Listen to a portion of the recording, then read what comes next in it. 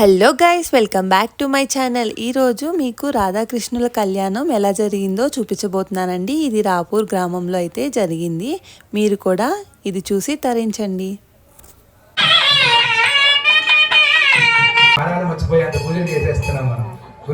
వారం అంటే శనివారం నాడు మనం అమ్మవారి స్వామివారి యొక్క తిరు కళ్యాణాన్ని అష్టమి గడియల్లో స్వామివారికి అతి ముఖ్యమైన రోజు కన్నుల పండుగ ఈ కళ్యాణం చూడడం మీరు పూర్వ జన్మలో చేసుకున్న సుకృతం.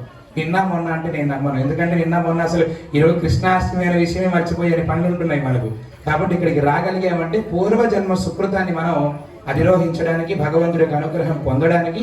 కనుక ఈ కార్యక్రమం అంతా కూడా సుఖ సంతోషాలతో ఇదే విధంగా దాని ఏమంటారు వాన పడకుండా ఉండేలాగా మనందరం కోరుకొని కళ్యాణం ప్రారంభం చేస్తున్నాం. అందరూ కూడా ప్రార్థన నమస్కారం చేసుకొని భగవంతుడు ధ్యానం చేసుకోండి. యజమాన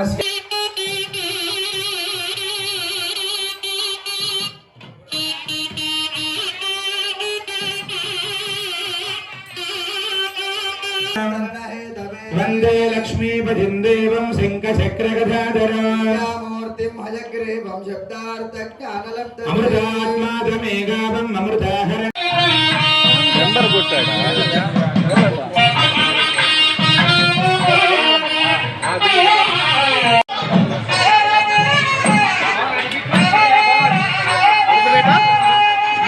భగవతే అనుగ్రహ సిద్ధ్యర్థేన భూర్భువత్సవః తత్సవితర్వరేణ్యం భర్గో దేవస్య ధీమహి ధియో యో నః మంగళం మధుసూదన మంగళం పుండరీకాక్ష మంగళం గరుడధ్వజ లక్ష్మీరమణ గోవింద ఏడుకొండలవాడ వెంకటరమణ గోవింద గోవింద రుక్మిణీ సత్యభామ సమేత రాధా గోపాలకృష్ణ స్వామి వరద గోవింద గోవింద.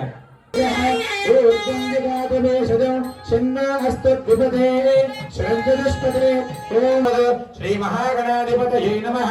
ధ్యాయామి, ధ్యానం సమర్పయామి. మనకు తెలియకుండా ఏదైనా మనసులో కొలత బాధ కనుక ఉంటే ఆ సుదర్శనుడు దాన్ని నిద్ర రూపంగా నయనో కారయతే రూపం అన్నట్టు మనిషి నిద్రపోయినప్పుడు కష్టాలు మర్చిపోతాడంట. గుర్తుండవు కూడా. భగవంతుడు గొప్ప వరాన్ని ఆ విధంగా మనకు కలిగించాడు. కాబట్టి ఆ నిద్రలో కూడా కొంతమంది చేసినటువంటి పాపాలు గుర్తొస్తూ ఉంటాయి. చక్కని ఉలికి పడితే మరి వెంటనే ఆలోచన రావడం, ఇటువంటి కర్మానుసారం ప్రకారం ఎవరు బాధపడుతున్నా కూడా ఆ కర్మను తీసే శక్తి సుదర్శనుడికి ఉంటుంది. కాబట్టి ఇప్పుడు ఆయన వైకుంఠం నుంచి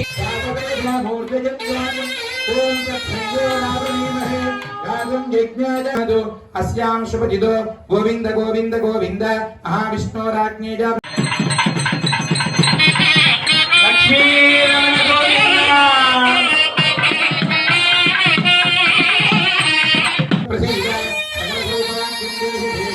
ఐం హ్రీం శ్రీ జగత్ప్రసూతే సాక్షాత్తే మహాలక్ష్మీ ఆవాహయామి స్థాపయామి పూజయామి.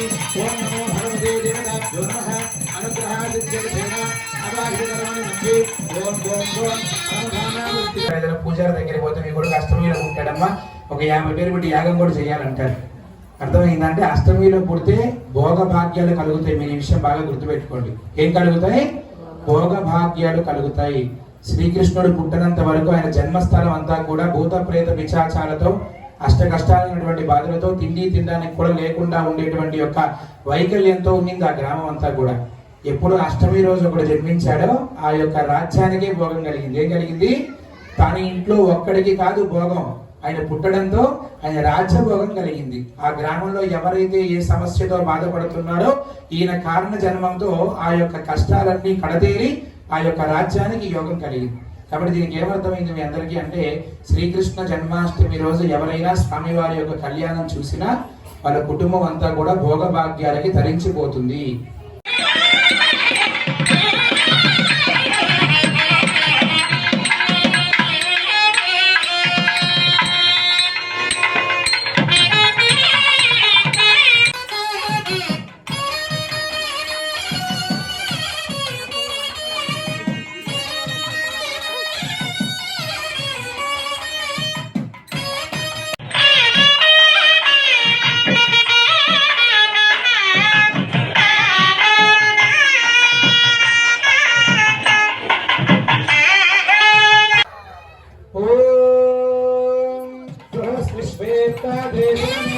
నీరాజనం సమర్పయామి.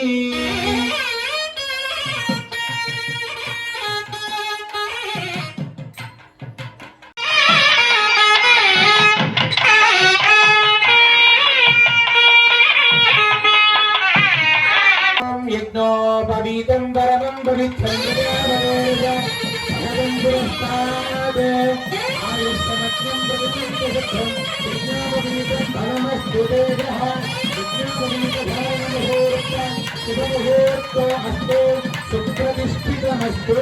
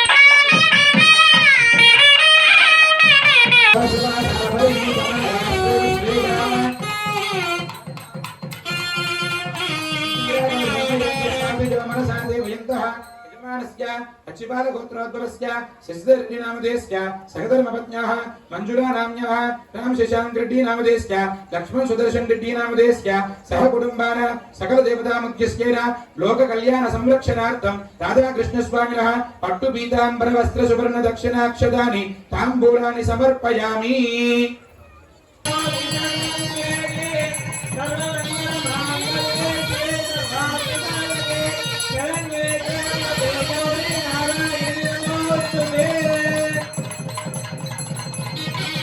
लक्ष्मी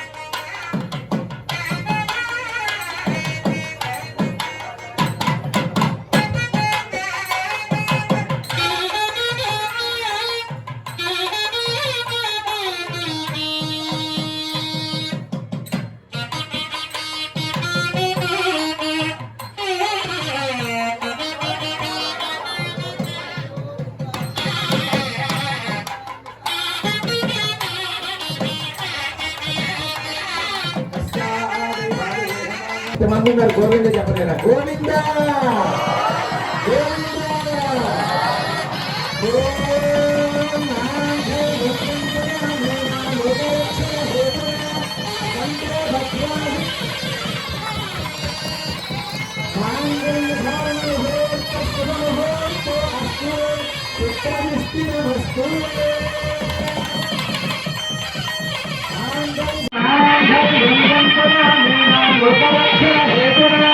विपक्ष बलक्ष रक्ष सपक्षयुत चंडवकुंडित मंडल कुंडल मंडित गंधतो पानक पानक मानक नाकुल कोनपको नपतो चिंतय संतत मंतर मंत मनंत गुणंत मिमो तुरत मंत गुणंत मिमो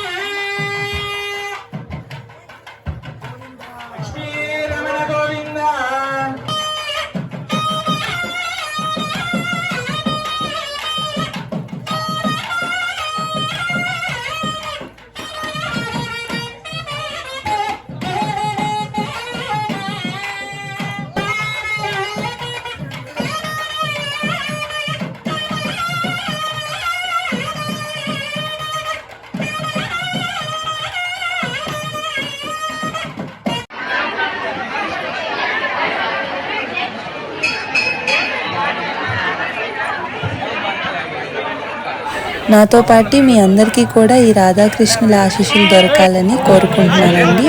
చూసి ఎంజాయ్ చేశారని అనుకుంటున్నాను. Thank you for watching. Please do like, share and subscribe to my channel.